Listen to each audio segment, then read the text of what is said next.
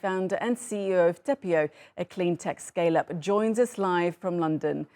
Johan, thanks for joining us. So the IEA really wants governments around the world to more than triple their annual spending on clean energy to $4.5 trillion. Talk us through what that scale-up would look like. Well, it's a big number, and you know the growth that we need to see over the coming years is obviously enormous. But we've done it before. You know, the Industrial Revolution was the last time we saw a transition of this magnitude. And I think the good news today is that it's clear that there are investors and businesses out there that are seeing this opportunity to really jump on the bandwagon of the next big revolution.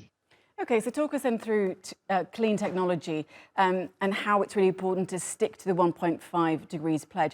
Talk us through the innovation that clean tech can provide and how you're trying to meet the challenge of decarbonisation for us. The scale of the transition, obviously, that we need to go through is enormous. The three big sectors that we need to tackle as a global population are energy supply, heating, and transport. We've seen great strides in renewable energy supply, investment in renewable generation, huge progress in the transition to EV in parts of the world. And the big area that we're focusing on, and the reason why we are doing what we're doing at Tepeo, is to bring low carbon, low cost heating solutions that can really help drive a really rapid transition to lower carbon forms of heating our homes and businesses. Okay, well, you know, the nature of business is risk and innovation, and you were talking about the innovation that you're doing.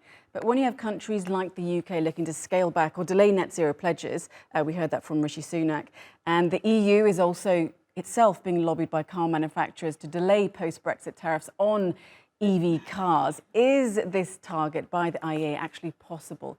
And dare I say, is it still possible to stick to the 1.5 pledge if governments are rolling back on their commitments?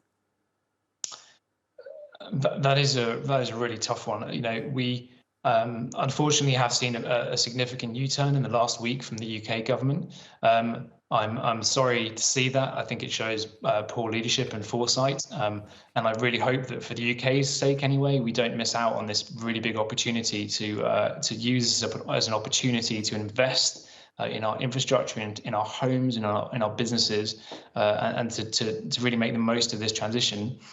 We are seeing leadership from the sector. Nissan came out this week, you know, committing to sticking to the 2030 target for EVs. We are seeing further support for heat pumps in the UK, and you know, there is big growth in that sector. What I'd love to see is further support for new innovative technologies. There are some really clever bits of clean tech coming out. Like ours, we are now commercial across the UK and expanding across Europe in the not too distant future. So there's tech out there like this. We need to make sure that governments don't put policy blockers and things in place that can hamper the speed of change that we need. Okay, Johan, we're going to have to leave it there, but thank you so much for telling us about your clean tech startup. Thank you so much.